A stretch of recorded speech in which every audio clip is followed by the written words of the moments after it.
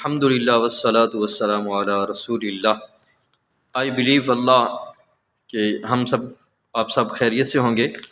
آج بہت ہی پیارا علمی ایک نکتہ ہے جو آپ سے شیئر کرنا ہے۔ قبل اس سے کہ میں اپنا وہ علمی نکتہ جو ہے اور جو ایک زبردست چیز ہے وہ آپ سے شیئر کروں، آپ اس چینل کو سبسکرائب کریں تاکہ اس طرح کے قیمتی ہیرے اور قیمتی علمی نکات جو ہیں وہ آپ تک بغیر روک ٹوک کے آپ تک پہنچتے رہیں۔ فرمانے باری تعالیٰ ہے، ان اللہ لا یظلم مثقال ذرہ وان تک حسنۃ یضاعفها ویؤت من لدنہ اجرا عظیما۔ بے شک اللہ ایک ذرہ برابر ظلم نہیں فرماتا، اور اگر کوئی نیکی ہو تو وہ اسے کئی گنا بڑھا دیتا ہے اور اپنے پاس سے بہت بڑا ثواب عطا فرماتا ہے۔ جی یہ بڑی زبردست چیز ہے۔ جی ایک دو دن پہلے بھی میرے مطالعے میں ایک چیز آئی کہ اللہ تبارک و تعالیٰ اتنا رحیم و کریم ہے کہ اللہ تبارک و تعالیٰ جو بندہ نیکی کرتا ہے اس نیکی کے ذریعے اس بندے کے گناہوں کو معاف فرما دیتا ہے۔ ایسا کبھی نہیں ہوا کہ کسی شخص نے گناہ کیا ہو تو اس گناہ کی بدولت اس کی نیکیاں ختم کر دی گئی ہوں، ایسا کبھی نہیں۔ ایسا رحیم و کریم ہے۔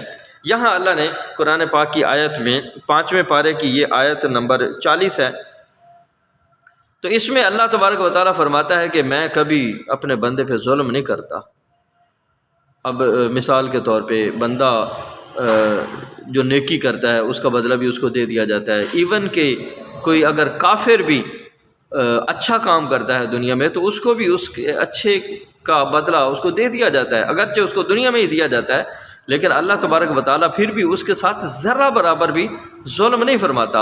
آپ نے اور ہم نے بہت دفعہ دیکھا ہوگا، کبھی کسی کی کوئی جوان فوتگی ہو جائے تو اس پہ لوگوں کے منہ سے یہ الفاظ نکلتے ہیں کہ ہائے اللہ نے ظلم کیا یا یہ ظلم ہو گیا۔ تو یہ دونوں کلمات جو ہیں انتہائی نامناسب قسم کے کلمات ہیں۔ تو ظلم کی نسبت اللہ کی طرف کیوں؟ اللہ تو ذرہ برابر بھی ظلم نہیں کرتا۔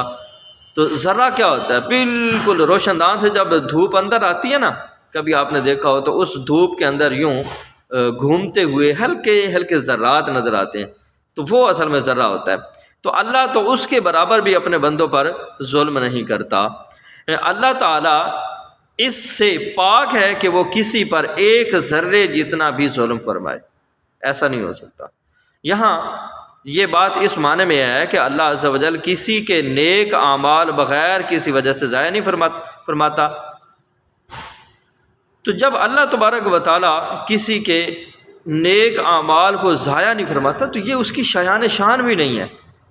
جس نے جو کیا ہے اللہ تبارک و تعالیٰ وہ اس کو عطا فرما دیتا ہے، یہاں عطا کرے، جنت میں عطا کرے، یہاں اس نے نیکی کیا تو اس کو محفوظ رکھ لے، کل قیامت کے دن اس کو اس کی جزا عطا فرما دے۔ تو یہ ہے رب، یہ ہے رؤوف الرحیم، یہ ہے رحمان الرحیم رب۔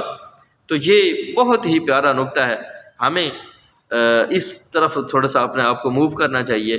ہم رب رحمان کی رحمتوں کو دیکھیں۔ اس سے کیا فائدہ ہوگا؟ جب کبھی ہمارے اوپر کوئی مشکل وقت بھی آتا ہے نا، تو جب ہم رب رحمان کی رحمتیں اپنے اوپر دیکھیں گے تو ہمیں اس کا غم جو ہے اور اس کا دکھ جو ہے، اس تکلیف کا دکھ جو ہے وہ کم ہو جائے گا۔ اللہ تبارک و تعالی عمل کی توفیق عطا فرمائے۔